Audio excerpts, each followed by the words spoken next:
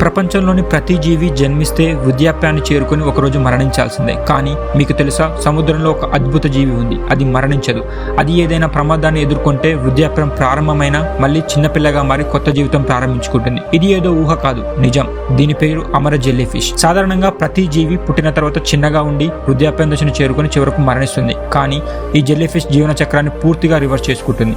అంటే ఇది పెద్దయ్యాక మళ్ళీ చిన్నగా మారి మరోసారి కొత్త జీవితం ప్రారంభిస్తుంది. దీనివల్ల దీనికి బయోలాజికలీ ఇమ్మోరల్ అనే పేరు పెట్టారు. జనరల్ గా మిగతా సముద్ర జీవులు వృద్ధాప్య దశకు చేరుకున్నాక చనిపోతాయి. కానీ ఈ జెల్లీ ఫిష్ మాత్రం చనిపోకుండా తన కణాలను పూర్తిగా రీసెట్ చేసుకుని మళ్ళీ పిల్ల దశకు చేరుకుంటుంది. ఫర్ ఎగ్జాంపుల్, ఒక మనిషి వృద్ధాప్యంలోకి వెళ్లిన తర్వాత మళ్ళీ చిన్న పిల్లవాడిగా మారి కొత్త జీవితం ప్రారంభించినట్టు. సాధారణంగా ఈ జెల్లీ ఫిష్ జీవితం 3 స్టేజెస్ లో ఉంటుంది. First polyp stage, and medusa stage, and last stage.